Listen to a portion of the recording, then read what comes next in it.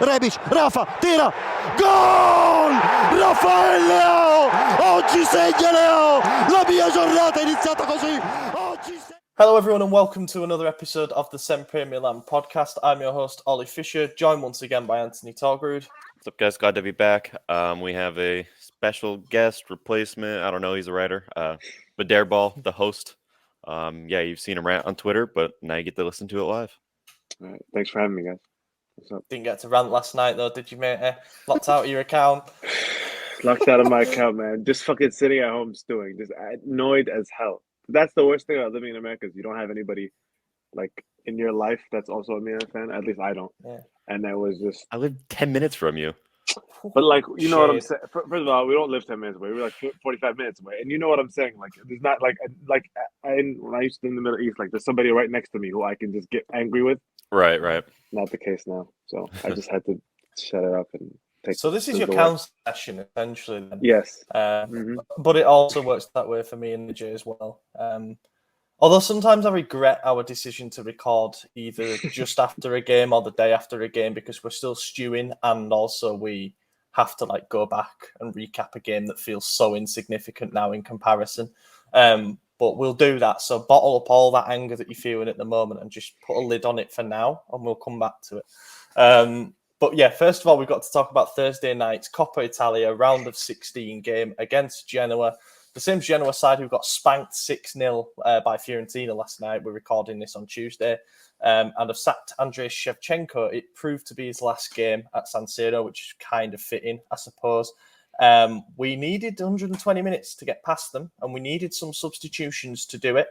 We went 1-0 down, dreadful set-piece defending again. Ostergaard on his debut scored for Genoa with powerful headers. Pretty nice goal, to be fair.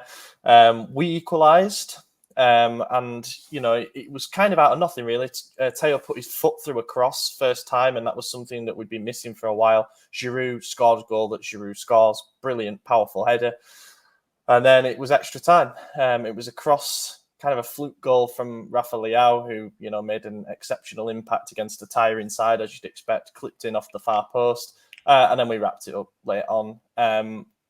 I guess job done, but, you know, I didn't come away from it with anything revolutionary, no revolutionary takes. You know, we had to field a changed sort of back line and midfield again, and the attack in particular. We gave Rebic some minutes. Obviously, Giroud started. Daniel Maldini played as the number 10. It wasn't a flowing win, was it? No, it was kind of a boring game, to be honest with you. I was more annoyed that it went to extra time than anything. I honestly, like, when we went down before Giroud equalized, I was like, okay, it's late in the game. Let's just lose and get out of the cup. I don't even care. And then we equalized, and I was just annoyed that we had 30 more minutes of this to watch. But we won, so that's cool. Who do we play next? Fiorentina? That's what we No, the winner of Lazio versus Udinese, which is tonight. Okay, so probably Udinese because Lazio's awful. Yeah, that's fine. So I guess that's I don't even know what round will that be. That'll be the quarterfinals, that was right? Quarters, and then it looks like being Inter in the semis if we get there. Typical. So I feel like that always happens. Fun. We always get the two legs against Inter, and we don't win those. Yeah, it's going to be tough. But you only saw the highlights, didn't you? I think of this one. I watched a bit of the second. I watched the second half and the highlights of the first. And I mean, it's the same. I've tweeted this a million times, but it's like it's 10 different coaches, it's 100 different players. But since 2013, why is it always a fucking set piece? Like, why is it every single? How do we still not know how to defend set pieces? It seems unbelievable, honestly. It's like 50 different goalkeepers, and we just simply don't know how to defend them.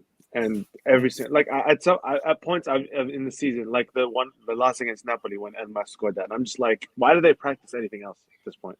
Mm-hmm. Like during the week, what do they try to do other than this? Like, if it's not fixed, how are we still doing this? So, yeah, and it doesn't make sense. Like you said, it's been 100 different players. Like, how is everyone incapable of doing it? It's like, is there a ban on training set pieces on practice? Like, I don't understand. I mean, we got a new goalkeeper, even in Milan, who's fantastic, can't save a set piece. New defenders, new midfielders, new attackers, and no one could do it. Even a guy like Ibra, guys like Kier and all these people who have been around the game for decades just don't know how to do it. Iber's putting in his own net twice since he came back. Yeah. It's bad. It's stupid. I remember all the way back when Montella got hired. We hired some assistant coach from Fiorentina who was like a set piece guru. Like that was his thing. And people were like, "Oh, now it's gonna change." And to this day, it's still the same. Nothing's changed. It got worse. I think it got worse. That Montella it's definitely gonna worse. Yeah. Is that guy still on the team? Because they tend to fire all the staff as well. And they should have, especially Montella's reign. But I figured if that's the one constant, like because there's got to be something that's consistently going wrong here. All we keep hearing about is how we have kind of it's not revolutionary because there are other clubs that do it, but we focus really heavily on analytics when it comes to various aspects of our game. And you just have to question why it hasn't improved for set pieces. I don't think we've had as much of a problem conceding directly from set pieces, like that Genoa one was a cross straight onto the head, bang. We've had a massive problem with second balls, though. We've conceded a lot of goals where we've tried to clear the ball and haven't managed to, and it's come to bite us on the arse. That is a big problem, definitely. But this one in particular, I'm afraid it's on Teo. Like, I did the tactical analysis for the game, and he just wasn't looking over his shoulder at his man. And I don't know why he was on him, because this Ostergaard's a big fella. Like, not necessarily freakishly tall, but he's a big unit. And he found it really easy just to get above him and score. So something to look at, definitely. We're struggling a little bit with set pieces again. And do you know what? They hung on until the 74th minute. We found it pretty tough. And I think perhaps it's a testament that the players were fighting for Shevchenko a little bit. I don't know I don't know how they feel within the camp at Genoa. They're probably just really annoyed at the ownership and at being in another relegation battle and all that stuff. But they certainly weren't the worst team that we've played at home this season. And it took, as I say, a bit of a moment of quality down our left side and Giroud's header to get us back. And then the game to extra time that we could have really done without, because we had to bring some players on and stuff that we would have probably liked to keep wrapped in cotton wool. That's now 3 games in a row in the round of 16 of the Cup where we've had what you would call an inferior opponent at home. It was Torino the last 2 seasons, and we've been taken to extra time by them. We beat Torino 4-2 in extra time. We beat them on penalties last season in a shootout, and we couldn't get past Genoa in 90 minutes this time. But Rafa, difference maker. Yeah, he's our best player, and it's not even close. I mean, since he's returned from his injury or whatever he was out for, I can't even remember at this point. So many, but he's scored in every single game, I think, and he's assisted 2 or 3 times as well. Like he's unstoppable, and none of them are just like simple tap-ins. They're all something crazy. You know, that cross that might have been a cross, might have been a shot. I still don't know. And then this chip against Spezia we'll get to, and there was more, but everything he does is just magic. He's the best player we have. He's going to win a Ballon d'Or very soon. Very soon. I mean, I remember the last time we did one of these, it was also us 3, and I think it was like 2019 or something like that. 1920 season, at least. Second attempt, I've said that. Yeah. Then I tweeted that like last year, and people like lost their fucking mind. I was just like, I don't care. This guy is like nobody. I don't care. People could score more. People could do whatever. Nobody has the talent he has. He does the same 2 stupid moves, and they never fail. I don't understand how. He does the one step over, then he pushes the ball, and then apparently no fullback in the league can figure that he's about to do that. Even though we can see it, we can all see it from like a mile away, but none of them can figure it out. Yeah. It's just he's incredible. He's absolutely incredible. Like he's the best player we have, at least the biggest difference maker we have. Our title hopes rest on him. Mm-hmm. The hardest stretch of the season was when he was out. I mean, that tells you everything you need to know. Because when you look at the other day, I was looking at all like the Serie A stats, like the team leads, like the team leaders. We don't really lead a lot of statistical categories until you scroll down, and then you're like, okay, you're like reading. It's like, okay, we don't concede the least. We don't have the most shots on target. We don't have all these kind of things. You're like, okay, why are we second? And you scroll down. Eventually, you get to dribbles completed, and we're by far the highest. Like that, tackles won, by far the highest. Like we beat you 1-on-1. Get the ball off you really fast. That's why we're in the title race, and we win the ball because Kessie, Benasser, Tonali are amazing, and we beat you off the dribble because Leao basically number one reason is because Leao hasn't been stopped 1-on-1 in what feels like 2 years. That's the reality of it. Like that's our title challenge. Oh yeah, I don't think Leao has outpaced every single fullback that I've seen him come up against, and that includes some of the fastest in Serie. And he does this thing where, as you say, shifts it and knocks it past the fullback, and he's always the first man to it on the other side of it. And I just don't understand how, if you're an opposition coach, you're looking at that saying to the fullback, just give him 5 yards, just stand off him. But then he can hurt you again, because we saw. In the Genoa game, we saw in the game against Spezia, he started doing this thing as well where he now runs inside. He decides to go down the middle and starts taking up a position as like a 10, and then he can either spread the ball wide or he doesn't mind letting fly. Incredible talent, and it was fairly fitting that he got the winner. And yeah, I don't really know what else to add about the cup game apart from let's hope that it's our first bit of adversity on the way to capturing the trophy. It's obviously going to be difficult given the quality of the teams that are still left in the competition. You only really start to learn something about it when you're in the semi-final stage onwards. Anyway, I don't even think we'd learn that much if we beat, say, Lazio or Udinese at San Siro, because we'll play them at home. And then so we'll see. It's a tick in the box for now. We'll do tops and flops. I'm not sure if you're familiar, but we pick out man of the match and worst player from each game. Man of the match is Leao in it, Yeah, there's no one else who's going to get picked Butley after that. I thought Tonali had a good game. I will go on record as saying that, but the problem, I guess he's on his own at the moment a little bit, and then he's now suspended was suspended for the game against Spezia because he picked up a yellow card in the league. We miss him while we don't have Benacer and Kessie without a doubt.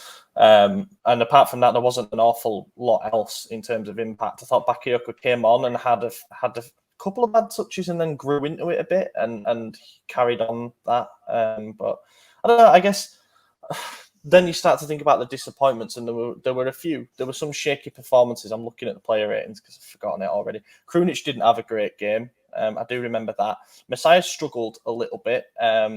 Dribbling wasn't quite as sharp, and unfortunately that continued into the Spezia game. I guess it was a big chance as well for Daniel Martini to play against a heavily rotated Genoa side and try and make a bit of noise, because we've been crying out for him to start while Brahim's been struggling, and he didn't really seize his chance either. Just didn't assert himself in the game, but we can't really, The thing with Maldini's strange, though, because he brings something very different to the game than Brahim. Like, he's bigger and he's stronger, but he may not be doing much going forward. Neither really is Brahim, but at least Maldini is able to win balls back. He's got these great slide tackles, and he gets that from his dad, obviously. But I don't know. It's almost might be worth having him in there as just a holding midfielder or something instead of up top, and just switch the formation. Like I don't know what to do with him, but because it just doesn't seem like he's an attacker, but he's definitely got something there. Play him in the pivot. That's what everyone was saying. Everyone was saying play him deeper. Don't listen. I saw that, and then I watched. I saw the first dribble he had in like the first minute or the first 3 minutes, whatever, right? And then he scuffed the chance. But like you see then when he does that little dribble, and you see from the comments all the players say like who would win a Ballon d'Or? They all say either Leao or Daniel Maldini. Like we haven't seen it yet. And actually also in the Sparta Prague, we played in the Europa League 1 year, right? Mm-hmm. And we had already qualified and he played. And he like in all those glimpses, you're like, okay. Every once in a while he'll have like a dribble like, okay, I see why they all like him. I see why they all in training think he's the dude.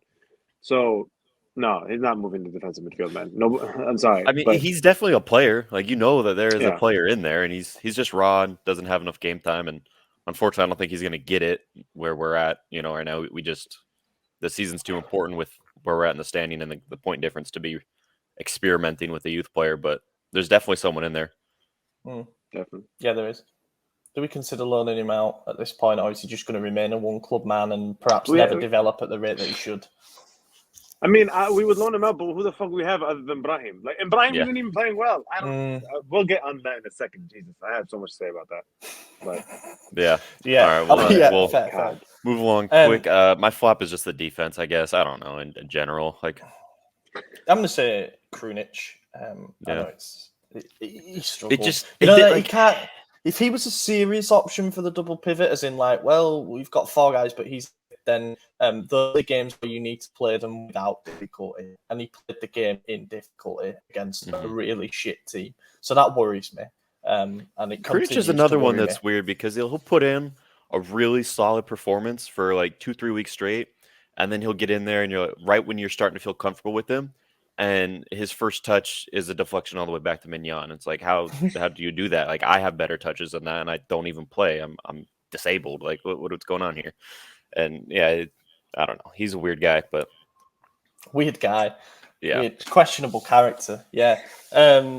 Yeah, that I mean, I remember as well when he played in the pivot for the first 2 league games of the season, while we had like basically everybody out alongside Tonali. He looked pretty damn good.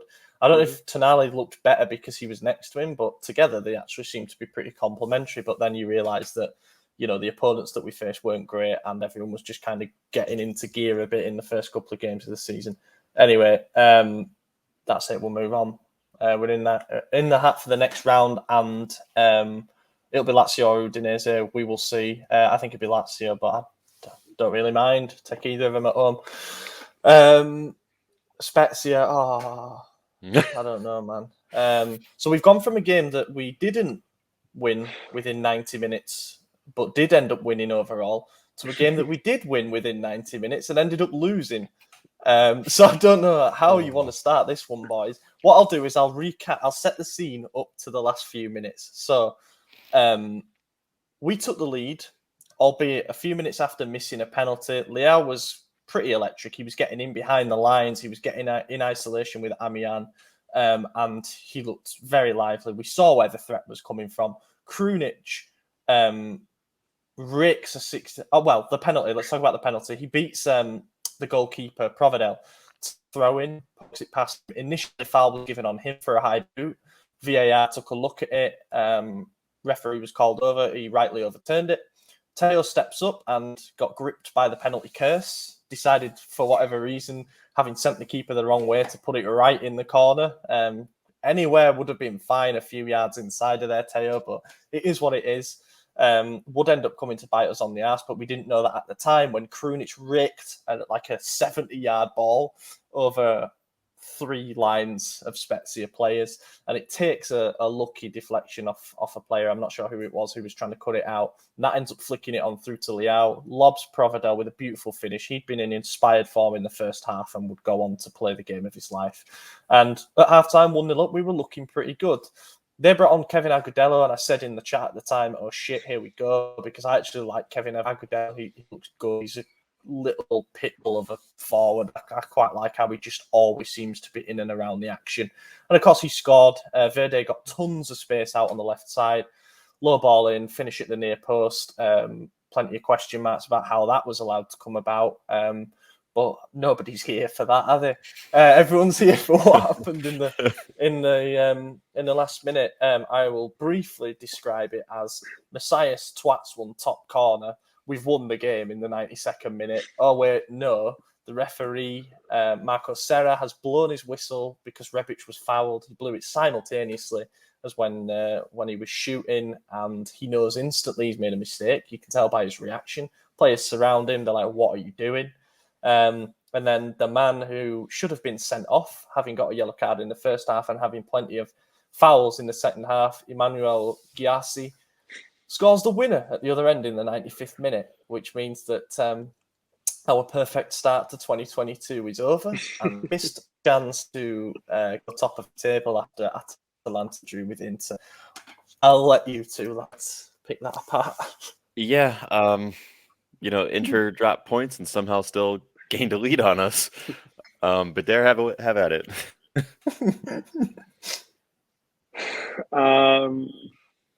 What do I even say? I'll say just unbelievable decision. Like, I was saying this before, but I'm gonna say it again right now. Very few times you watch a game and you're like, I've never seen that before.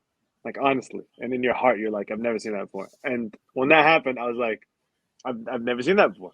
Like, in my life, I've refereed like 18s, under 15s, whatever. Never seen that. Like, non-professional level, never seen it. Then you're like, go on the timeline, and again, my account was logged. You go on the timeline, and it's like There's the rival fans trolls. Fair enough, fine. That's kind of their job.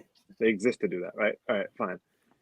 But it's the Milan fans who are like, great teams don't let the referees affect their games. And I'm like, that has to be one of the fucking stupidest things I have ever heard in my entire life. Like one of the dumbest ass, just untruths. Like just lie. Just a lie.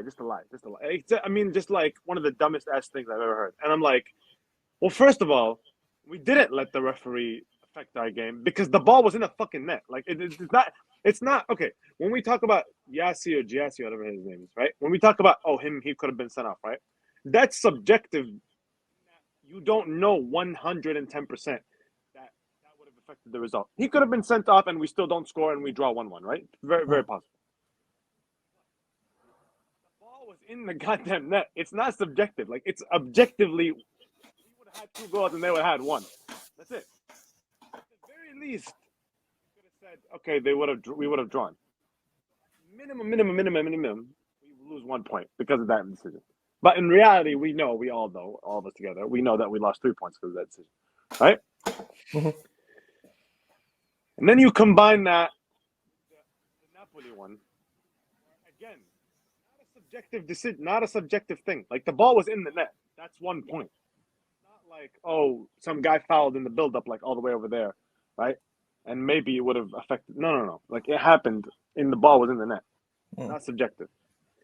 And then you think about, times then the refereeing association, whatever, they apologize to us, and I'm like, how many fucking times have I seen SempreMilan tweet these dudes apologize to us? Has it been like it has to be like 4 times this season? Enough to where they blocked us. They blocked us now, so now they blocked us, yeah. But you know what I'm saying, like, yeah. if the referees have had to apologize to you like 4 different times throughout the season. What can I even say about a title race at that point? If the second team has had to have the referees apologize to them time and time again, like, that's not. And at that point, it doesn't become like, I'm holding a grudge. At that point, it becomes they realize they made a mistake and they say it as such, right? Something that affects results. Yeah. And all that happens, and then I get these fucking idiots telling me, this is why we can't win the title. Yeah, you're right. This is why we can't win the title, because these fucking guys are literally taking the ball out of the net and being like, no, you didn't get a goal. Even though you got a goal, you didn't. It's like playground stuff, isn't it? It's like, no, that doesn't count. It's stupid. Yeah. It doesn't count because for some reason something happened. Like, it just fucking annoyed the shit out of me at how many people were on their knees to fucking appease these other opposition fans. Like, why? You saw what happened. You know what I didn't understand was... And this happens because, Milan fans tend to think exclusively in black and white. It's one thing or the other. Can it not be true that the referee robs a fair goal by blowing early, didn't give an advantage, as he should do by the letter of the law? The ball ended up in the net. As you say, it was a fair goal that was chalked off. That robbed us of the win. Let's be honest, it was the win. It wasn't a point because they went and scored. We wouldn't have been in those positions had we gone a goal up. Can it not be true that happened, but then also that we, from a performance point of view, didn't play a perfect game? Both can be true at the same time. And you can be angry at the refs and you can be disappointed at the team for the lapses of concentration and for not burying the chances that we did create. And you can be mad at Pioli for his tactics and just constantly playing long balls because he's got Ibra and Giroud on at the same time. You can be mad at everything. You don't have to pick one thing out and say, why are we blaming the referees? This is all on us. It's not. It's categorically not all on us. It's like, I've done an article. I've picked up, and I got some help with this from Milan News, I must admit. Picking out the errors, the big errors that have gone against us so far this season. As a sort of list. A couple of these were sketchy in my memory, but just go with me. Atletico Madrid, of course. Frank Kessie gets sent off for a second soft yellow card, I think we all agree.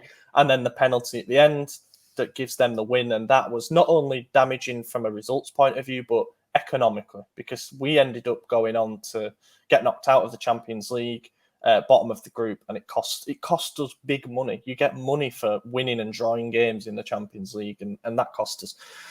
the Atalanta away game when we were 3-0 up, and then it went 3-1, and then they scored that goal to make it 3-2, and there was a fairly obvious foul from Zapata on Messias. Again, we did actually win in that game 3-2, but still, it made it look a lot closer than it actually was. Hellas Verona, when the ref gave a penalty for Kalinic supposedly being fouled by Romagnoli at the near post, when it looked like a foul the other way around. Yeah. So they went 2-0 up. We went on to win 3-2, but it should never have been that perilous. Roma, when Teo Hernandez got sent off after Krunic had been fouled a few seconds prior, Teo got his second yellow. Nobody was arguing that it was a second yellow, but the play should have been brought back for a foul on Krunic. Porto, both games, Benacer was fouled in the build-up to Porto's goals. Both games, he got fouled. The second one was obviously particularly bad because that was a must-win game for us and it put us a goal down. Napoli, obviously. And then this. So plenty of errors where, as you say, we've been apologised to for the majority of them. Elite level sport this is that we're watching, where video assistant referees exist and we are still getting shafted seemingly like bi-weekly. Like something, or like at least once a month, something happens where this whole debate kicks off on social media again about whether we're just unlucky or whether we put ourselves in these situations or yeah, I mean, I remember the polls on Twitter last season when we were up to like 18 penalties for the season, and you know, you got Mediaset firing out these Twitter polls saying, did Milan deserve all their penalties? And like 85% of people said yes, they did. So you can't even say that we were, you know, we got the rub of the green last season. This season we are struggling. We're struggling to get decisions, man. And there's nothing you can say. This does condition a title race. It really does. And then when you consider everything else that's thrown in, you know, the problems that we've got with AFCON, I say problems, we knew that they were going, the three players. You've got COVID cases that have ravaged the defence. You've got Tonali's suspension. You've got injuries, Kier, Tamori, the players that have just come back and need a bit of time to get back up to match fitness. Everything, that whole backdrop, it's pretty tough to compete at the top when you've got all that going on. Yeah. I mean, yeah, like there's not much to disagree with on that. The only thing I would say is I don't think we even played bad. You know, I mean, we didn't. Their goalkeeper was exactly their goalkeeper was out of his mind. I mean, I could think of 4 great saves he made on Zlatan alone. You know, he had the free kick that we never should have had because we had a goal instead, but we got a free kick and he fingertips it into the crossbar. He had the corner in stoppage time that Zlatan headed far and magic save. He had the one where Zlatan turned on the half volley where his back was to goal, went through the dude's legs. He had one in the first half that went through a defender's legs and he just got a foot to it. Like Salamakers had some like that. I mean, the keeper had an incredible game and you can't say we should have done more. Like we had 26 shots, 10 of them on target and 8 of them were like, I mean, honestly, what was our XG? Our XG was like 2 point something. It was significantly higher than theirs. But okay, XG, that's a whole other discussion. Yeah. I've said it a million times. Like XG is cool, but like it does not.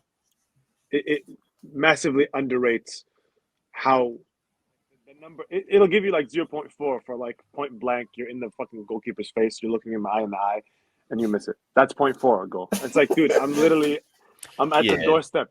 It downplays great goals because a great goal will have a really low XG, and then it'll be like, oh, he had a 0.1, but it was like I just scored a half field like screamer, you know? Yeah, exactly. Against us, right? Yeah. He beats Gabbia, rounds the keeper, and then just shoots into the open net, right? That's 0.4 apparently. I'm like, the goal's empty. He's already running the keeper by the time he shoots. He's done, and that's 0.4 because he shoots it from an angle. I'm like, but the goal is empty. Yeah, you know what I'm saying? Like, that's obviously bad. And I mean, you look at player stats. Like for this game, they gave Providel. He got like a 6 point something. He got like one of the lowest scores on their team because he had a yellow card. He gave away that penalty, but he was the hero of the whole game outside of Serra. You know, but well, okay. Let's just. I don't know what part I want to talk about, honestly. Well, okay. Let's the penalties. The penalties. And Teo slipped on when he took it too, but because he had already touched the ball, like you can't retake it, obviously. But yeah, no. What the? First of all, fuck the pitch. By the way, fuck the agreed. Pitch. Seriously, fuck the San Siro pitch. Like, you know, I remember dude, it must be like a decade ago now. Players complaining about the pitch. What was it? Modric? It was Modric, right? When we played Spurs. Yeah. That was more than a decade ago. That was like when I was a fucking kid, and Modric was complaining about the pitch. Jesus Christ! It's been 12 years. Still, we're complaining about the goddamn pitch. So that's first of all. Second of all, and we were complaining about it with the Tomori injury. Then anyway. Then there's the penalties. It's just like this penalty doesn't bother me so much because if we were to have scored that penalty, then Leao doesn't get his goal. You know, the timing was 2 back-to-back to where I think one affected the other. I don't think Leao would have scored that goal right after. I mean, maybe, you know, it's like technically you're right, but still, I would like to just score the fucking one where the goal. Yeah, of course, that'd be nice with that one. Yeah. You should put away all your penalties. I'm just like, at least so we feel like we've got someone reliable from 12 yards. You know, it shouldn't make Leao take him. He's the most informed player. That's what I was thinking. I'm like, he's the only one who looks calm in when he's playing. He just looks like he doesn't give a shit. Like he plays football with a smile on his face, so he's going to send the keeper the wrong way with a penalty. The problem is he can't do a step over when he takes the pen. He could try it.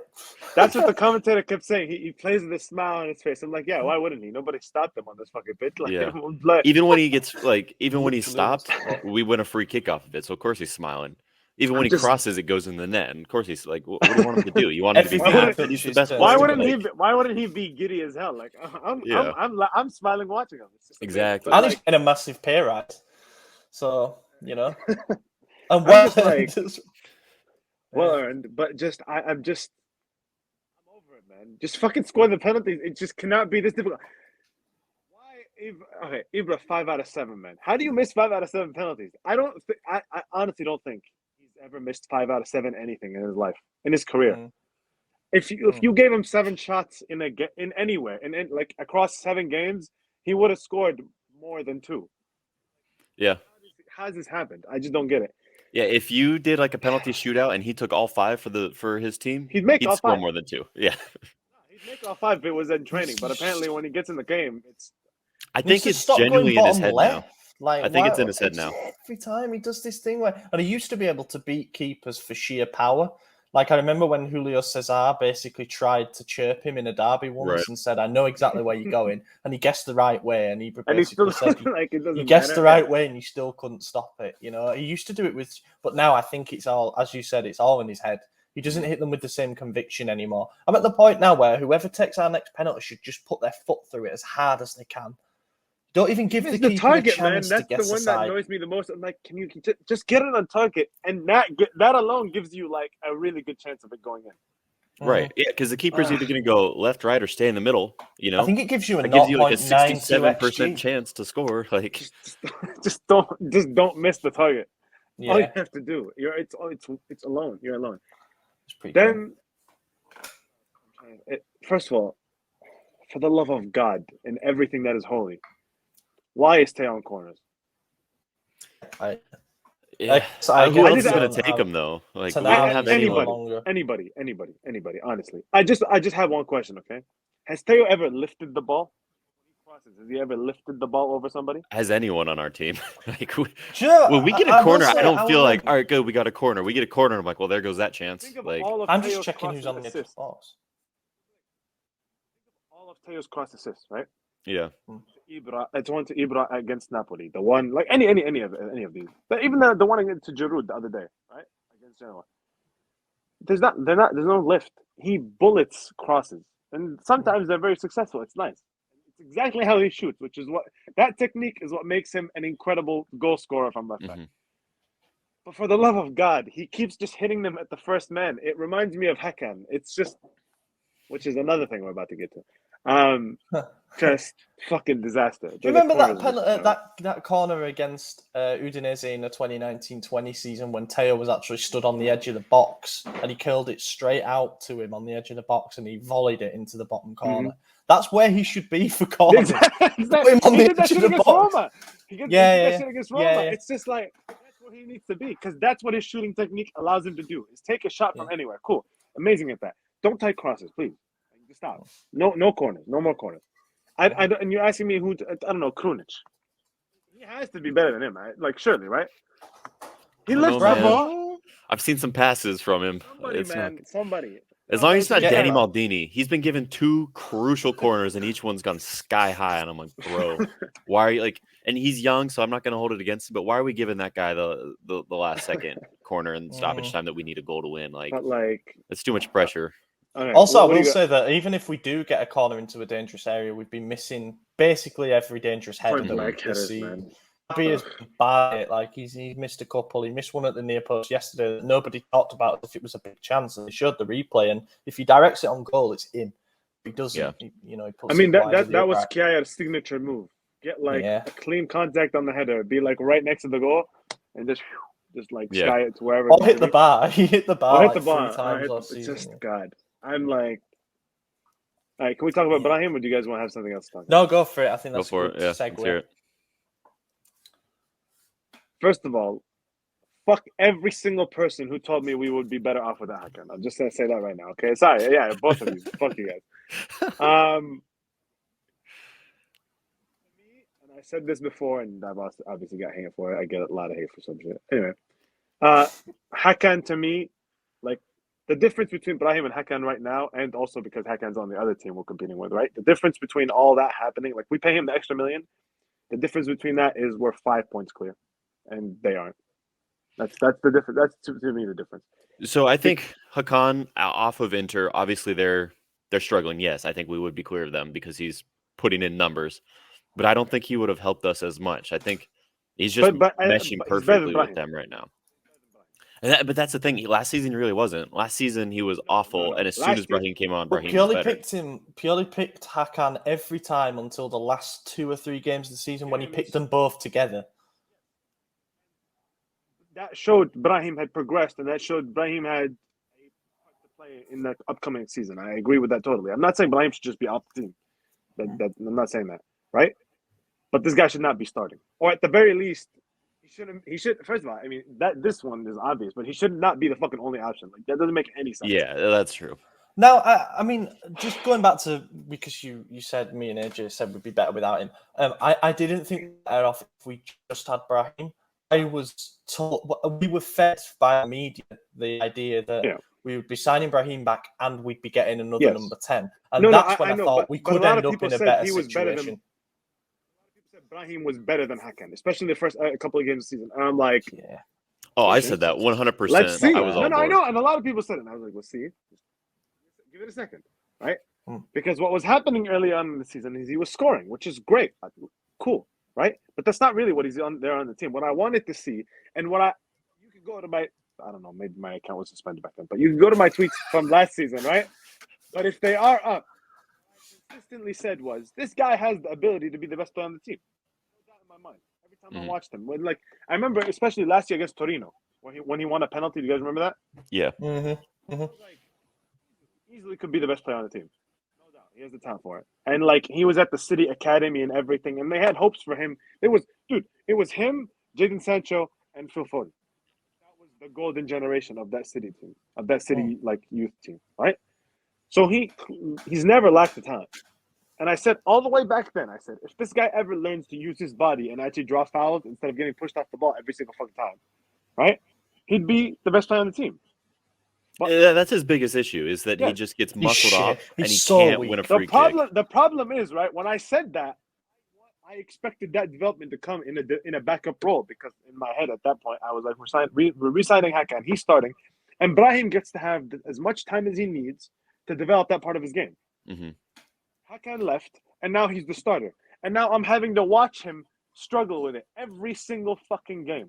Yeah, and the problem is, like you said, that there's not another option, because it's not that he isn't capable of starting. Like, he could be the starter, but if we have another option that is bigger, stronger, he could figure it out, because I'm sure he knows that he's not winning any fouls, and he should be. But without having another person in that position who does it, he can't figure it out on his own. You know, the players in other positions could give him ideas, but they don't fucking know. You know, the worst part is, there's two worst parts. First of all, the fact, my culmination point, when I was just like, I'm done with this dude, Udinese game. I was just like, I was looking at Sofa score halfway through the game, and I'm like, their defensive midfielder has 100 tackles, right?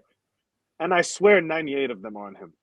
Yeah. He's not taking the ball from anybody else. He's exclusively sitting on this guy and just taking the ball from him every time he touches it. That's what's happening, is that teams are using their deeper midfielder to just man mark him, and they're saying, you're not going to beat me. I promise you, if you go, like, SofaScore is not 100%, but if you go to their ratings, every single game, the defensive midfielder has a great rating. Every single game against us.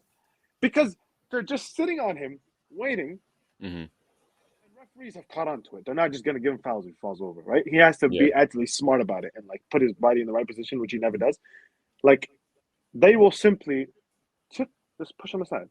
Take the ball and move. Well, and he doesn't move much. He kind of just stays in that one spot and waits for the ping from Florenzi or Calabria or whatever. He wouldn't be useful anywhere else. Like, if he went back to get the ball, he's just going to get dispossessed, but closer to our own goal. I'd rather him just stay over there and get dispossessed over there. Well, I just think maybe if he would just swap with Macias or Salamakers or whoever's on the right, just overlap, create a little confusion, anything at all. I mean, maybe he's a better crosser and that's who we should have on corners, but we don't see it because the only thing he does is stand in one spot, gets the way to. I wonder if we're stuck with him until the end of the season and we're not going to, I don't think we are going to sign an attacking midfielder in January. It's very unlikely at this stage.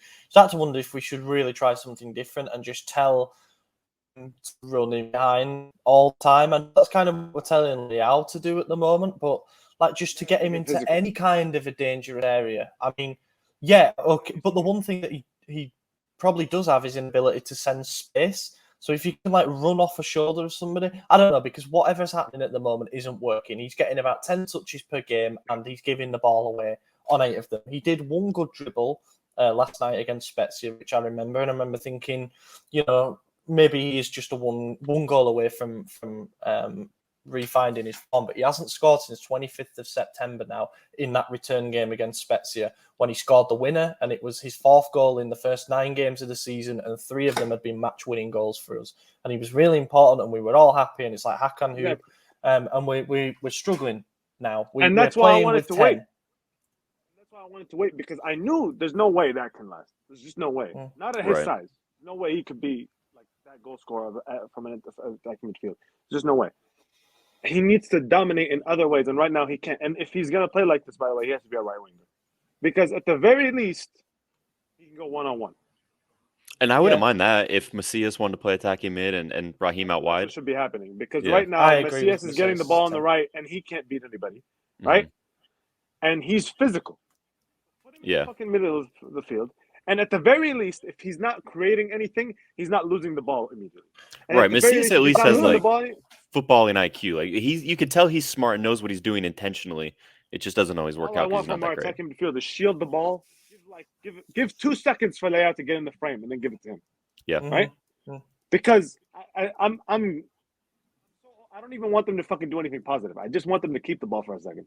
Well, I want to goal, but all I'm going to say is we did the experiment in Empoli with Kessie as a number 10. Now, I'm not saying that would work sustainably long term. However, what he did give us was a physical presence, and all of a sudden, we had someone to play off. And that was for it. When that was like being talked about before the game, I was like, I don't know how this is going to work, all this stuff. And then I watched it, and like clearly worked how Pioli wanted it to work, which is the biggest stat to describe this team, like if I had to summarize this team in one, the whole Pioli era, if I'd summarize it one stat, it's that we have the most shots off of high recoveries in the league. Right? Yeah. Like we win the ball high and then we shoot. That's how we win, right?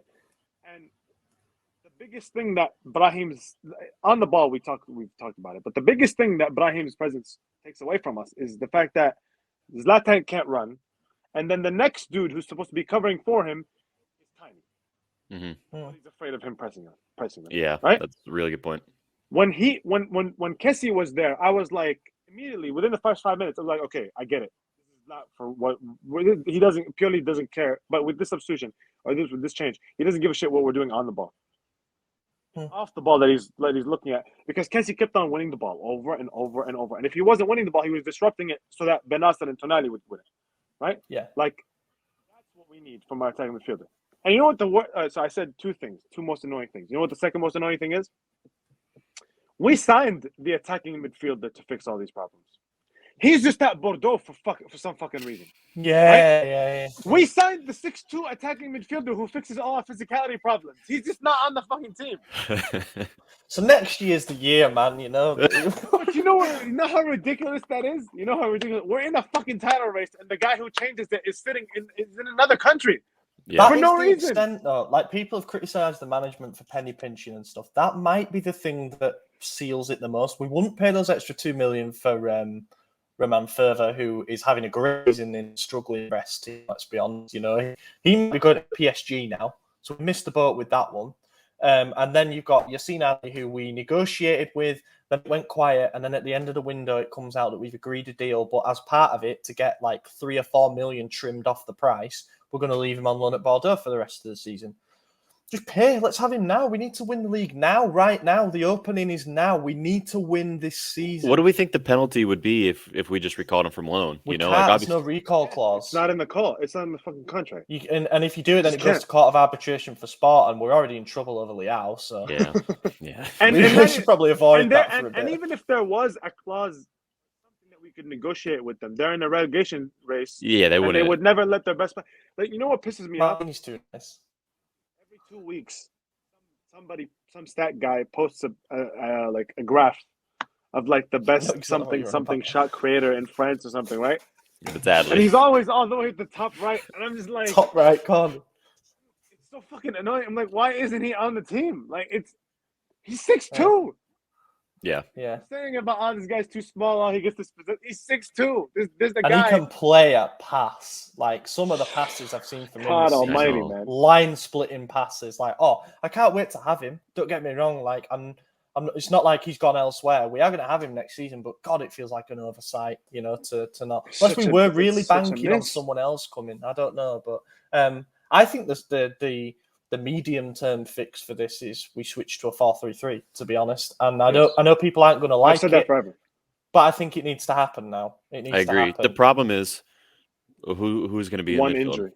No, I mean Kessie Tonali and Ben Assad, they work perfectly. No, I know, but I'm saying 2 of those guys aren't with us right now. That's why I said medium term. Like we can't just do it against Juve.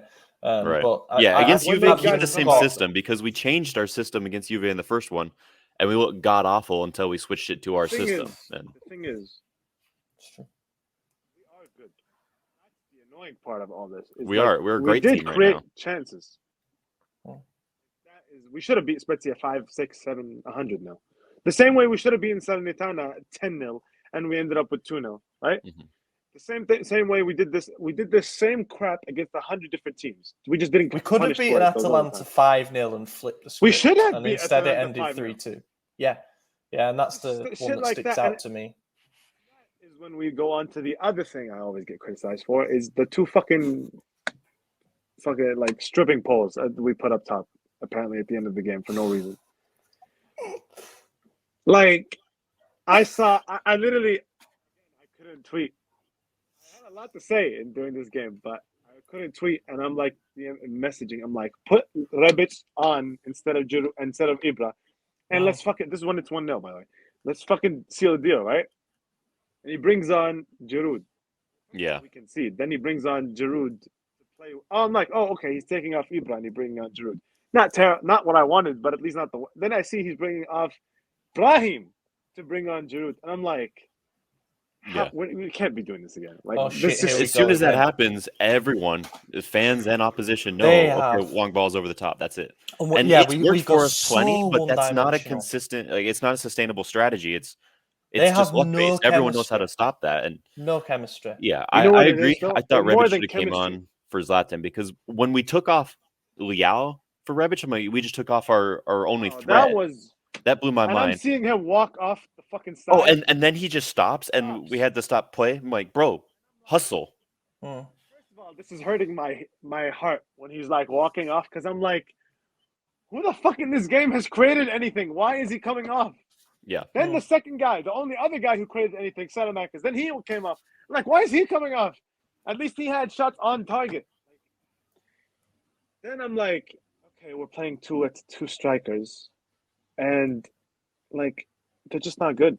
Yeah. I don't give. You know what? It's not. I've been saying this forever. It's not just that they don't have chemistry. They're just not good. I'm sorry. Ibra can score 7,000 goals in 7,000 games, which he will because he is obviously he's good. I'm exaggerating, right? But we are not a title contending team when he's up top, right?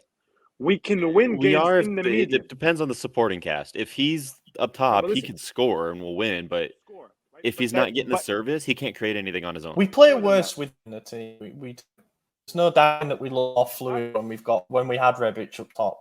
Mm-hmm. I'm not saying he can't score, and I'm not saying we can't win games with him. That's not what I'm saying. I'm saying the team the total package. Don't just think about it as goals, right? Because when we play Rebic has 2 league goals, right? And yet we have looked a million times better when he was up top than anybody else, right? Yeah, we create so more. It's not about goals. We create more because we win the ball higher. What did I say at the beginning? We're in this title race for 2 things: beat people off the dribble, which Rebic does, and win the ball high. Yeah. Yeah, I think Zlatan is at that point in his career where he's going to be so much more effective as a late game sub because he's already slow. He's already not able to beat people one-on-one, but he's physical. So if you bring him on when everyone else is tired, they're not going to be running as fast, and he's stronger than him. He can knock him off and then create. And we saw when he made his debut for this season against, I think it was Lazio. He came on, immediately scored a goal. Boom, boom. It's like that. That's what we... He's a difference maker. He brings a different style. We need that. But over 90 minutes, he doesn't have it anymore. And it's not a slight on him. It's just he's 41 years old. You can't. That was why. I'll go back to the other dude. That was why I hated the Giroud signing so fucking much. Because he's the same thing, but just a little younger. Because why are we doubling down on the second best version of this team? Yeah. Yeah, second best version of this team is when we have the big guy up top who wins headers and we cross to him a lot and we can't generate pressure because that guy can't move. That's the second best version of this team, right? Why are we getting another dude who does that? Why are we getting the Ibra alternative? Giroud, the cup specialist, Giroud, the late substitute. That's what he'd become at Chelsea, and we decided he was the guy we were going to haggle with all summer. Yeah, I know. And I know all the people's thoughts about Tammy or whatever, right? And yes, he was expensive. Fair enough. Maybe that's why it hindered it. But I said at least look at the profiles, regardless of the price, the signing, where he went, whatever. I said all summer, we have gone to Chelsea and signed the wrong striker. That's what we've done, right? Because regardless of what you think about Tammy, the dude can fucking move and the dude can hold up the ball, right? Giroud and Ibra in their prime were incredible at holding up the ball. Mm-hmm. Ibra is probably the best all time at it. At a certain point, he's just not physical enough because the cross is when a center back punts the ball up to the striker, the ball's not coming pinpoint at his chest every time. He has to move. And you know what? At his age, the center back's always faster than him. He's always there before him. Yeah. So what does it matter? Yeah. I will mention at this point, we got linked with that Martin Ehrlich guy. He had a great game. He looks a good centre-back. Spezia centre-back. He was the one who basically kept Ibra in his pocket game. He didn't have to do too much, but I just don't like seeing it. It compounds my frustration with our style and our desperation. Now, don't get me wrong. The best footballing sides in the world get desperate at times. When Man City are pushing for that late goal, they will be more direct. Yes. But what we have is this infuriating man on the front of the 6-yard box, man on the end of the 6-yard box. And we just ping balls in and they're either offside or they don't move or, if we're ever going to play 2 up front, we need to have someone playing off someone. I remember when Pioli first came in and he put Ibra and Leao up front together. I'm not saying we should do that now, but at least there was someone for the flick-ons. At least there was something that somebody who could be there for the second ball. But now I don't like it. No, but listen, stop doing it. That thing with Ibra and Leao or Rebic, that's always worked. What that does. I think you're on mute. We can't hear you.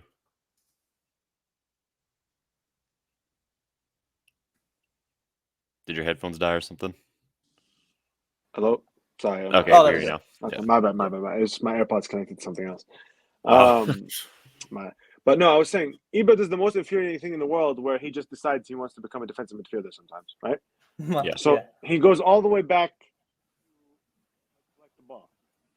And purely last season saw that, made the correct assessment of let's play Rebic next to him. Mostly Rebic, right? Because Rebic is a striker and a left wing, whatever he is. He's some hybrid of that, right? When he's on the left and Ibra does that, Rebic immediately goes into the number 9 position. And that way, we have a guy who's linking up the play and a guy who can still make runs in behind, right? Leao did that yesterday. That's how he got his goal. Ibra went all the way back to get the ball, right? Didn't get it. But Leao went pushed up in the middle and he got his goal, right? That works. But the two strikers, like having Giroud and Ibra, the whole thing, one of them can be behind the other guy. Oh, God. It's nauseating. It's nauseating because neither of them can run the channels. Mm-hmm. So what you're doing is you're sacrificing all that space on the width. You're just saying we're never going to get to that. Yeah. We're going to keep punting the ball up. And there's nothing easier in the world than a defense that knows where the ball's coming every time. Right. And they know none of those guys are going to run behind them. So not only do I know what's going to happen, I know where it's going to happen. I know it's going to happen right in front of me. You know what I'm saying? Even if they win the knockdowns, which they did a couple times, there's 7 guys waiting for the knockdowns. Their only role Brahim Diaz on the floor. Yeah. It's just painful. All right. Well, I hate to cut you off, but we got to get to Juve because we're at the hour mark. All right, go for it. We're switching over here. Right, Juventus preview. So we were all taking the piss out of Juve for like the first, 15 games of the season. Some people might still be doing that. You know, they've given us plenty of ammunition this season. They haven't been great since Allegri went back. I think a few thought that with him going back, and we were told by Juventus fans, by the way, that they would be a more dangerous team without Ronaldo. But you know, it's what it is. I will say that they've gathered a bit of steam in the last few weeks. They have, in the league at least, they've won 6 of their last 8 games, albeit the draw came against Napoli and then the other draw came against Venezia. So they're still dropping weird points. I mean, they've lost at home against Atalanta, Sassuolo and Empoli this season already. The return fixture was a 1-1 draw when they didn't win any of their first 4 games, actually, Juve. And I think that we were a little bit disappointed by the end of that we didn't come away with all 3 points. Kalulu had a late chance, and you know, in the second half, we were definitely the team that were pushing for it more. But yeah, they won't go away. They're still in the top 4 fight at Juve, and they will probably be smelling blood a little bit in this game, given our selection problems that we're still going to have to battle going into Sunday night's game. How do we feel about them? I mean, they don't strike fear into me. Before, I would say, you know, under Allegri in his first tenure, this was just a routine 1-0 or 2-0 loss, and Higuain was going to score. That was how Milan Juve games went at San Siro. That 4-2 game was like the past, what do I mean? It was like a watershed moment. It was like, okay, we've overcome the mental obstacle and realised that we've got a bunch of youthful guys that can just outrun this old man defence. Mm-hmm. Yeah. And that was nice. Last season we lost, but we were in crisis. You know, the selection problems we had in that 3-1 loss last season, Calabria and the individual performance of Chiesa, who won't be there for this game. That down. There's no 2 ways about it. And then we got the revenge away from home by winning 3-0 in a massive game towards the back end of last season. I'm not going to go so bold as to say this is going to be an easy win, blah, blah, blah. But as I said, this doesn't strike fear into me anymore, this fixture in particular. But, you know, Pioli said it in a way that I want to believe is true, in that we've had such a bad set of circumstances recently, and we had such a bad officiating display that got all the players really angry against Spezia, that this is the perfect game to bounce back with, because the stakes are so high. They're just going to fly straight into it out of the traps and say, fuck the league, fuck everyone in it. We're going to put things right. And I hope that's true. How do you feel, lads? Yeah, I mean, look, I hate to make my prediction solely on emotion, but I think we're going to win because we have to. We can't afford to drop more points if we want to be serious in this title race here. I mean, look, Inter's got a game in hand. They're 2 points above us, potentially 5, depending on how that goes. And let's be honest, the team they got that game in hand against, they'll beat. If we drop 3 more points, it's going to be tough. And then going into the derby, it's going to be real tough. So I just think we have to. My biggest concern is this is the type of game that Teo's going to give his all, get hot-headed in, get carded, and then be suspended for the derby. That's what I'm afraid of. and we genuinely don't have a second left back on the entire roster. I don't think, because Bellator is at AFCON. So it's like, what do we do? You know, do we play? Well, no, we can't move Kalulu because has to start. Probably it would end up being Calabria moving to left back, and then Romagnoli will be back at centre back. So it'd be like Calabria. And that scares me, honestly. Romagnoli returning doesn't. It'd be like Kalulu, Kalulu, Gabbia, Romagnoli, Calabria would be a fun back. All right, first of all, I'm gonna have to do my monthly, I think weekly now. Romagnoli defending segment. Come on, man, please. Just he's good. Like, let it go. And better than what we have, yeah. And yes, better than what we have, and obviously better than Gabbia. By the way, who should be the one? If Gabbia is, if one of Gabbia or Kalulu is going, it has to be Gabbia. By the way, being sold. No, I mean like replaced by Romagnoli. Like when Romagnoli comes back. For who's starting? Yeah. Oh, absolutely, 100%. I thought Kalulu was pretty bad against Spezia. I think it was Kalulu's fault for the first goal. Game at centre back. But yeah, I mean, Gabbia was pretty bad against Roma, so it evens out. For me, I just think Kalulu at least has the physical attributes that allow him to, like, if he makes a mistake, he gets back in the frame. He is a much better passer. He just does things personally. We've seen good things from Kalulu. We haven't seen good things from Gabbia. And there's things that they make me feel like even if he is bad defensively on the day, he has the stuff that he has things around that can still make him more useful than the things that Gabbia has. I mean, because Gabbia, either of them could be bad defensively, but if Gabbia is bad defensively, then what the hell? What is he there for? Right. You know what I'm saying? Also, Romagnoli-Kalulu is a far more complementary pairing than Romagnoli-Gabbia, because if either of those gets spun, we are fucked.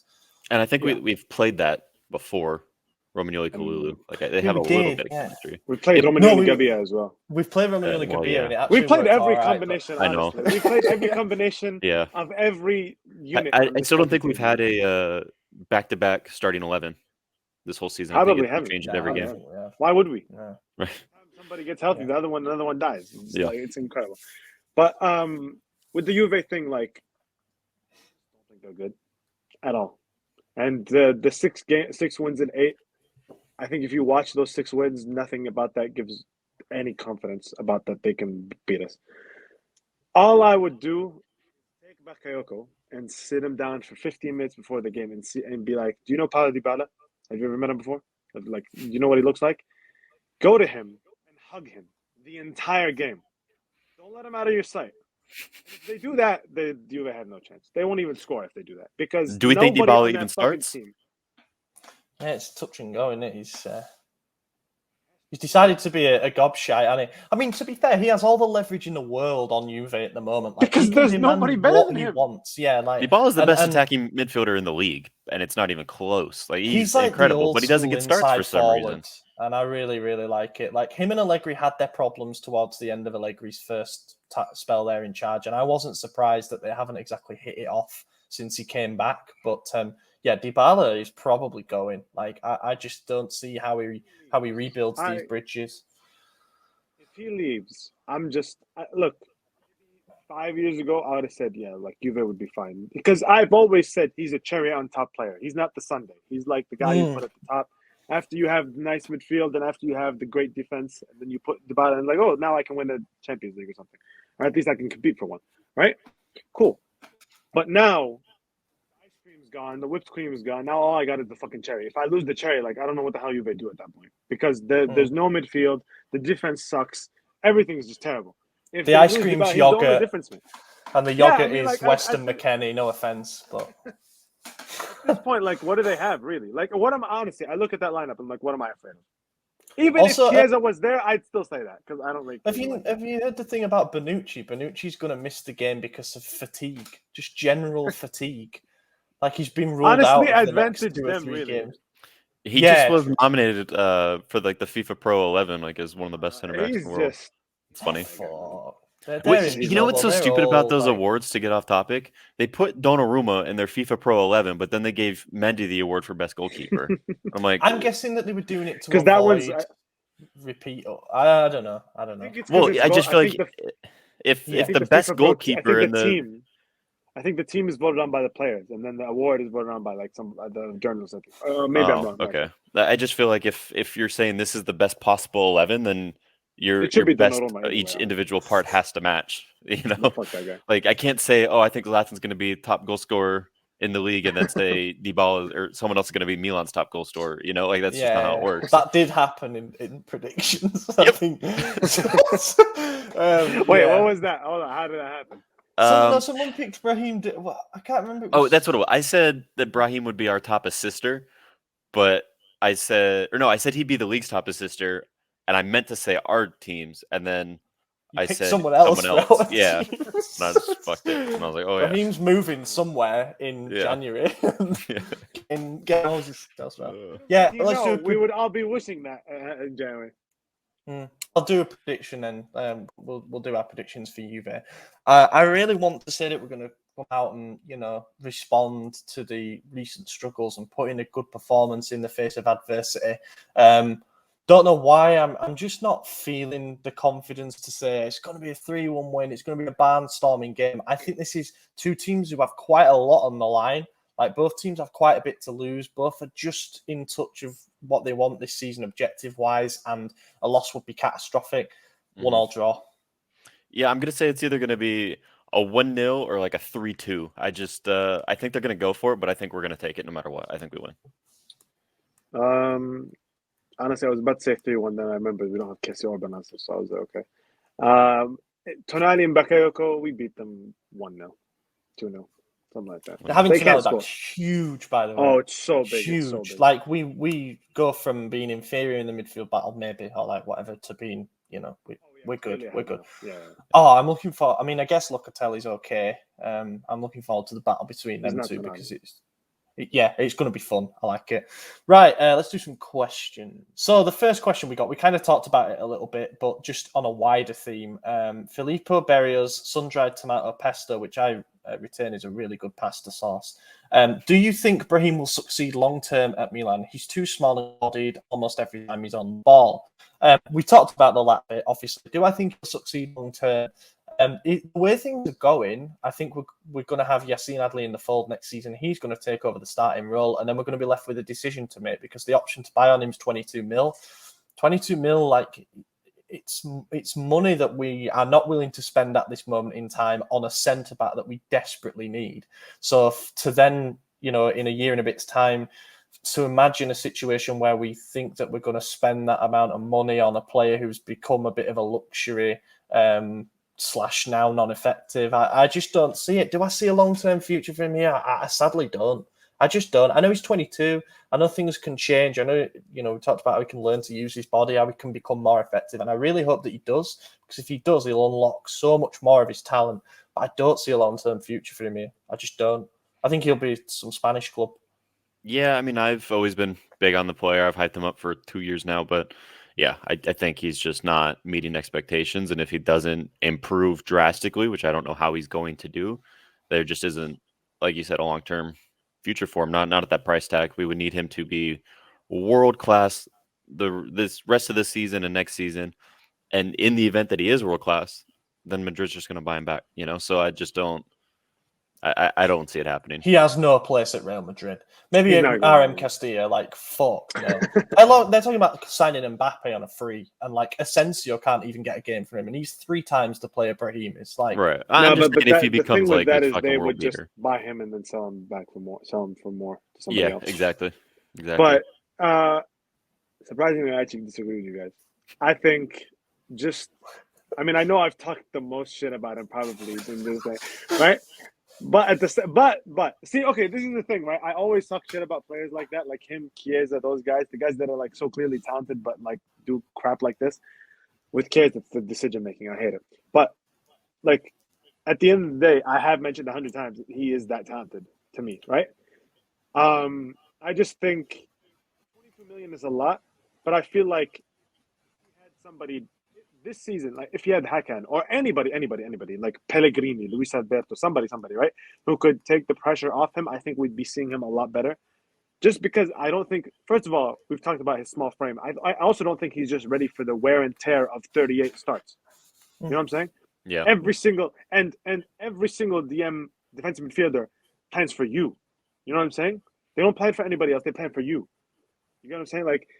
they're focused. They go into the week focused on you. Whereas if there was a Hakan, they'd be studying him, right? And if Brahim ends up starting or whatever, they're like, okay, cool, we can deal with that as it comes.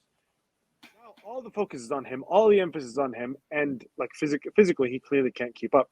I feel like next year, have somebody else.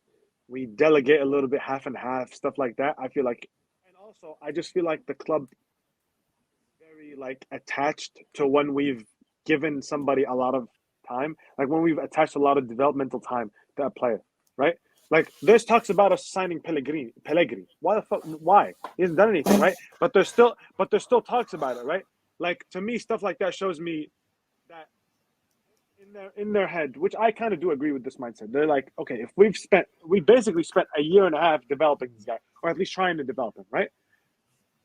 To them, they'll think of that as wasted time if we let him go. He's definitely not going back to Madrid because I think this season they'll have watched and they'll know what's up.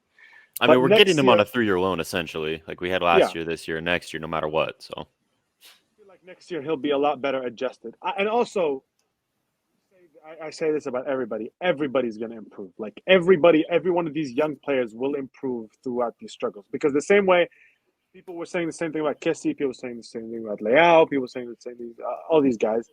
I mean, when Salamakis came in, I thought he was the worst player to ever play for the club. I was like, who is this guy who looks like he's genuinely never seen a football before?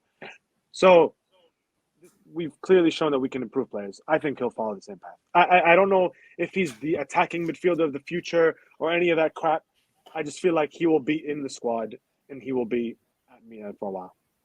I'll just say that. At least that's a long-term future, as maybe not as exciting as we expected it to be.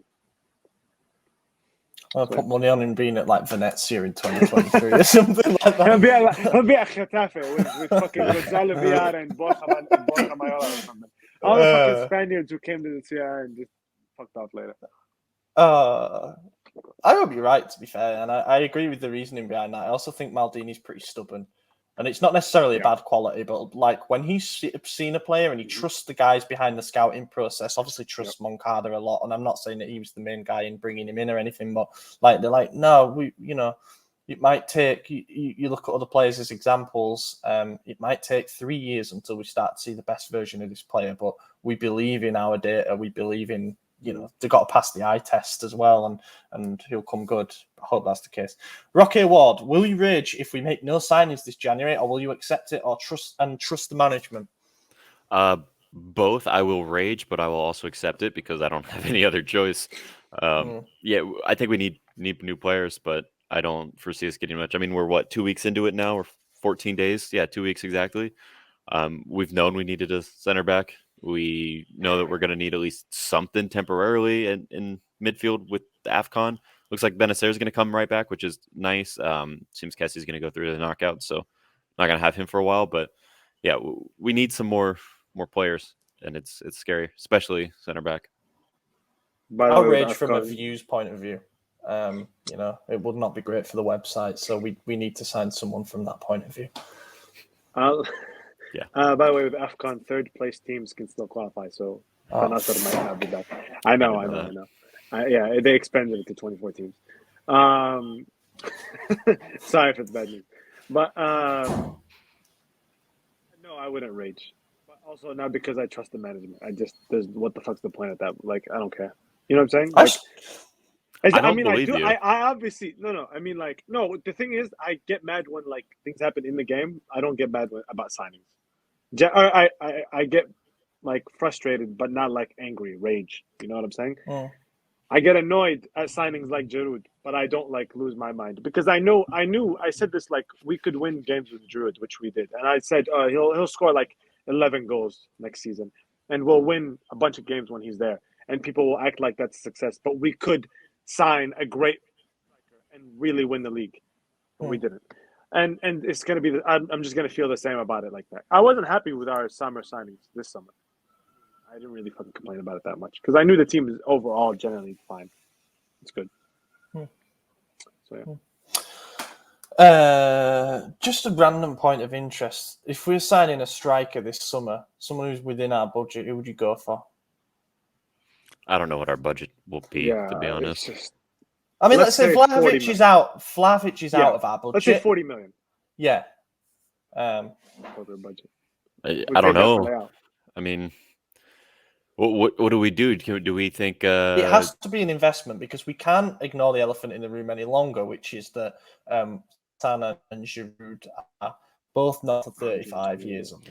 The only thing I could think of, and I don't even know if it would be possible with 40 million, simply because the team's stubborn, but I'd say it's still more than this player's worth. But maybe a Timo Werner. I think he's been out of sorts for 3 years there. That's the only player I can think of that's like in that 40 mil range. That's young. I don't know. Sorry, who man. Who else is there? I mean, first name that came into my head is Scamacca, or whatever that guy's name is. He's going to Juve. That's what Fabrizio said yesterday. Okay, I think he's a lot of money. He's like 20. Well, over the summer, not. I don't think he's worth 40 million. By the way, he's the name that was always talked about. I know who I wanted last summer. Nobody would like that. I wanted Belotti. Oh yeah. I wanted Tammy too. I wanted Belotti actually. I mean, Belotti will be a free, right, this summer. So I mean, you can't. I wouldn't be mad. I wouldn't be mad if he was our free signing. He probably is going to Toronto. Yeah, he really is, yeah. The most annoying thing is his injury record.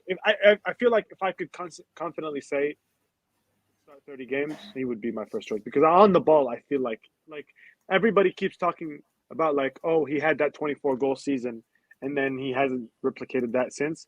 And I'm like, I feel like if you actually watch, he's 1,000 times better now than he was in that 24 goal season. Yeah, he's never replicated the goals, but on the ball, first of all, that team was actually good, and ever since then, he had Ljajic, he had Diego Falque, he had Rincon, he had all these guys that were actually good, and now he has nobody's. Tommaso Pobega. Except Pobega, honestly, would be a baller next season too. Other than our nobody, he has. Right? Okay, let's bring that up though. You think that's a good idea? Maybe can we recall Pobega? I mean, he's just on a dry loan anyways. He's been killing it for us. No recall clause. So that needs to be factored in next season when we're loaning players out, doesn't it? Let's be totally honest, because that is another oversight in the management point of view, which is pretty bad. But I don't think this Torino squad on paper is that bad. There's a lot of assets in that team. Bremer's good, Pobega's good, Singo's a good fullback. Defensively, they're good. Yeah, but they don't score. Forward, you're like, I've got that 4-0 against Fiorentina in my head when they completely outplayed them. And I've just got that perfect version of Torino in my head, and I can't shake. And I really like Ivan Juric as well. They have been better this year. But I'm talking about the previous years, when the Mazzari years, right? When it was we're just never going to score. We're never going to even try to score. That was the Mazzari. How could a striker score more than 14 at that point? You know what I'm saying? He's been double figures, hasn't he, for 6 seasons in a row now? And, that's not bad when he's had certain injury problems. And, to get yourself into the Italy fold as well is not that they have an abundance of options. Let's do one more question and we'll wrap it.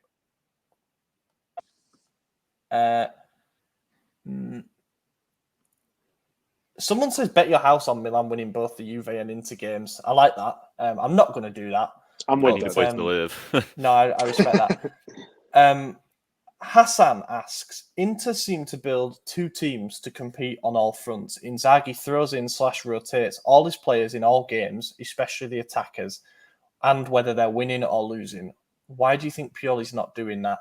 Lack of quality depth is probably my first answer to that. I mean, people look at players like Matteo Darmian, Danilo D'Ambrosio, Ivan Perisic, and think, I wouldn't take them at Milan.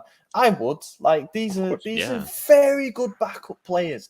Very good backup players that give you guarantees from a physical point of view. Ivan Perisic being able to be a frenzy on the left side. He could be a backup left winger. He could be a backup left back. Whatever you want it to be.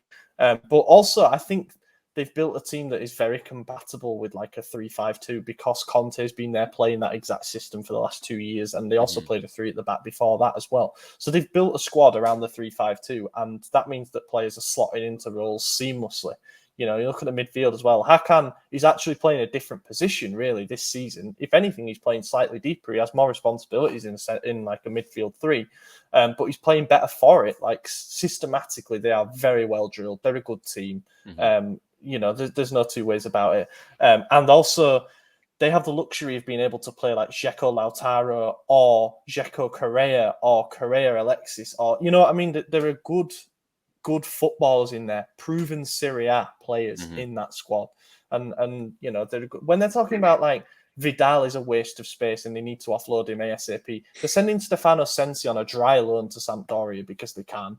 I'm not saying he's great, and obviously he's had his injury problems and stuff, but there is a wealth of good players there, and we are somewhere behind in that sense. Yeah, I mean, we're a complete contrast to that. I mean, you look, our back line, the players who are starting right now is because we literally do not have a second option. Every substitute we make, you know exactly who it's going to be before the game even starts, because those are our only possible substitutions. We have 3 strikers, and yet it's like we have 0. We have 2 attacking mids, and yet it's like we have 0. We have, 5 midfielders, and yet only 2 of them can even play right now. We have 2 right wingers, and it's, toss up out of which one is going to be better. You got 2 right backs, and one of them's coming back from injury. You got 4 center backs, and only one of them is even healthy enough to start. You got your third right back starting next to him. You can't have 2 squads because we don't have 2 squads. It's just, that's what it is. We've been complaining about depth for a while, but it's not just depth, it's not just bodies on the team sheet. It's quality depth. World-class teams have 2 world-class 11s for a reason. We're not there. We have, a class starting 11 when it's healthy.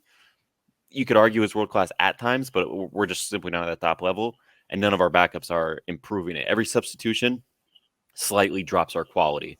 And these other big teams, Inter, the Chelseas, the Man Cities, all these teams that are winning things consistently, they make a substitution, and that's an impact sub. That's helping them.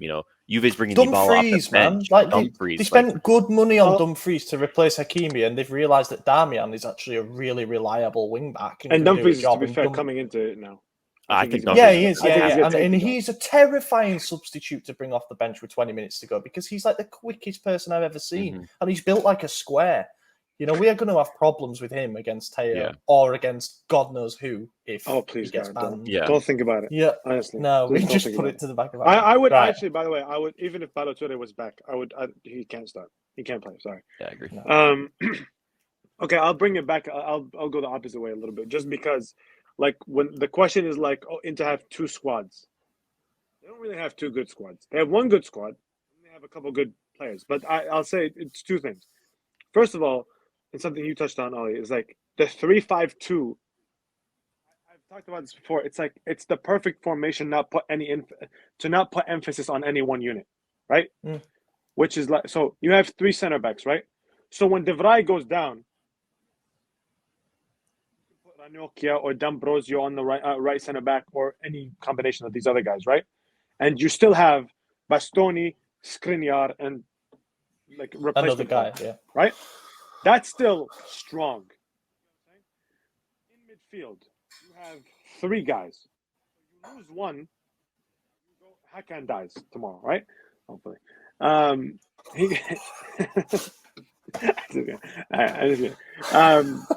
But like one of them gets injured, right? You take him out, and you can replace him with a guy, and it's still a guy like Gagliardini. It's still Gagliardini, Brozovic, Barella, right? Still quality. 2 guys. So you lose one, you still have it's Dzeko and somebody. It's Lautaro and somebody. You get what I'm saying? So it's not. It doesn't put that much emphasis on anyone and on any one unit. The wing backs also. The wing backs is the one area where there would be a lot of emphasis, but they have great backups for those, right? Yeah. Like DiMarco and depending on if Darmian or Dumfries is the backup, whatever. Like whichever one of those it is they're great backups. The thing with that, we don't have that. The 4-3-2, 4-2-3-1 doesn't give us exactly that way, but I would say we have quality depth when everybody's healthy, right? Like. When our fully starting lineup goes, right, is available, if one midfielder gets hurt, then it's Tonali. That is great. You know what I'm saying? If one center back gets hurt, then it's Romagnoli. That is great depth. If one right back gets hurt, that is Kalulu. That is great depth. You get what I'm saying? Like, it is great depth until guys start getting hurt. You can't do it when the entire departments are getting wiped out at once. And the backups come in, and then you're like, Romagnoli got COVID. Now I'm at Gabbia and Kalulu. Now it's. I just realised that we've won 3 out of 4 games technically in 2022 with Kalulu Gabbia starting, and we're bitching about it like we are underperforming massively. That's the thing where it's like I was my friend was asking me like, oh, how are Milan? Like a friend who doesn't really care about football that much, right? But he's like, how are Milan doing? I'm like, oh, we're doing fine. I said we're doing badly, right? But then I was like, well, not as badly as I used to tell you.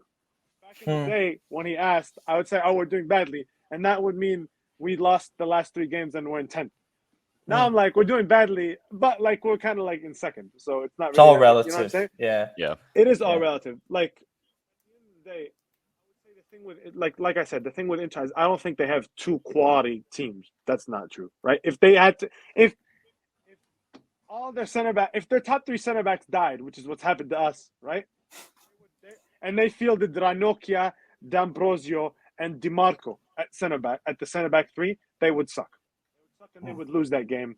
And maybe not. Maybe they would probably keep it together the way we have, kind of. But they would lose a game against Spezia, or they would lose a game against some random team. That would happen. You can't beat that. You can't like overcome that. They just have. I mean, they've been insanely lucky with injuries. Come on, like when you look at it, who has in the league, and even Juve, even the teams that aren't in the title race, who has gotten a better injury luck than them over the past few years? Nobody. And under Conte, I put it down to their fitness coach guy. But then now they're still looking pretty good condition-wise. I don't know what that's down to. I really don't. They're playing on the same San Siro pitch as us, and you know, it's what it is. But something's got to happen with them. They've got to fall apart in some way, you know. My hope is that I keep reading reports saying they still need to sell players to raise liquidity pretty badly because Sunning are like essentially folding. So yeah, that's my hope. Barella's next, or one of the centre backs, and then it's like, good luck, guys. You know. Well, they're saying they're not going to re-sign De Vrij. No, I would. Be a great fucking replacement. But can we even afford it though? Like, can we afford that salary? And I don't really think I would want Bremer either, just because I think our 2 start. Well, maybe if Kayat is dying, then I guess we're giving somebody else. But my thing with them is, I don't actually think they've been that good. At least I don't think they've been that much better than us over the course of the season. They haven't been like last season. Like last season, they were leagues better than everyone. They haven't been punished. And yesterday, somebody was talking to somebody about the game, and I was like, I saw a tweet like 3 weeks ago where it was like somebody tweeted, an Inter fan tweeted like Inter are by so far the best team in the league and all this kind of stuff. I think they played. Who did they beat like 6-0? They beat somebody. They just wiped the floor with somebody. I think it might have been Spezia, right? Finally, and they beat the shit out of somebody, and somebody was like, they're by far the best team in the league and whatever, right? And I'm like. A Milan fan replied, and it was like, anybody who doesn't agree with this is like deluded. And I'm like, I mean, you could say they're the best team in the league, but I just don't think it's by far, because if you actually watch them, I feel like we've had that exact same performance 50 times. And the performance they had against Atalanta, which they should have lost 5-0, right? If we had that performance, every Milan Twitter guy would have been like, oh, this is why we can't win the league, whatever, right? They have those same performances. They just haven't been punished for them. We wiped the floor with that same Atalanta. That's what I'm saying. And no, not that same Atalanta team. We wiped the floor with the good Atalanta team. They struggle against Atalanta B, the one without Zapata or Ilicic. No, that's true. Or fucking Hatibor or Gosens or any of those guys. Right? Yeah. We beat the actual good Atalanta team. They struggled against the Atalanta B team. So, I mean, realistically, if we had beaten Spezia, I would be talking about that all week. But unfortunately, I can't really now. But my thing with them is just. And somebody was going, when I was saying this to somebody, and they were like, well, they won the league, so you give them the benefit, like they get the benefit of the doubt. And I'm like, that would be true. Lukaku and Hakimi were on this team, but that's not that team. So why the fuck do I have to give them benefit of the doubt? Yeah. You know what I'm saying? If Lukaku and Hakimi were first of all, I would have never picked against them. If they kept Lukaku and Hakimi, I would have said they're going to win the league, and it's done. But this team is not that team. And I still feel like anybody who's trying to pretend that those 2 teams are the same because they have 1 loss in the league. Come on, man. Come on. We know what we're watching is what I'm saying. You know what I'm saying? We're also yet to see Simone Inzaghi under pressure at Inter. He dealt with pressure really badly at Lazio Like when they got into tough situations, when they were in a top 4 race, they fell off. When he encountered the first sign of difficulty, which they never apparently do against them. When the referee made a mistake and he went in every press conference and cried in front of every reporter in Italy, right? Well, there was a mistake in the Atalanta game. Atalanta should have had a penalty for handball, but it wasn't. Yeah, that handball on the line, man. Yeah. Okay, to be fair, but then again, that might have been. Like... I don't mind that being a draw, that game, to be honest. Oh, no. No, but to be fair with that handball, I saw somebody sent it to me the next day, and I was just like, listen, I watched that replay like 5 times in real time, and I couldn't see it. And when you sent me, and when somebody sent it to me, I had to like, there was no slow motion on an iPhone, so I had to hold the little scroll thing and like slowly move it just to slightly see it. I'm like, listen, if I had to do all that, I'm not really. And then even if you do acknowledge that it hit the hand, then it might still not be a penalty because they're so close. So at that point, I'm just like, if I've had to do all that mental gymnastics, I don't think it's a penalty. Look, the league's rigged, man. Can't we just accept that? The league is rigged. It's just not rigged. We're dangling a carrot. Just take it. Right, look. I'm going to wrap it up now because we're at like an hour and a half. But it's been an absolute pleasure. You know, we've struggled the last 2 games and we've got a tough one coming up. But it's good to see the passion is still there.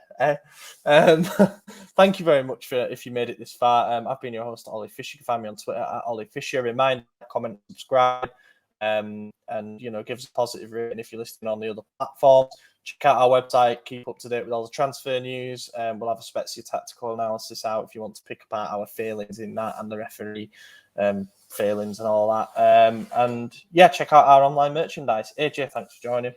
Yep, it was fun. It was good to recap and, you know, let off a lot of steam there. I apologize if there was audio issues. I don't know if maybe it was my headset or not, but I had a hard time hearing both you guys at times. But apologize in advance for that. But yeah, it was a good one.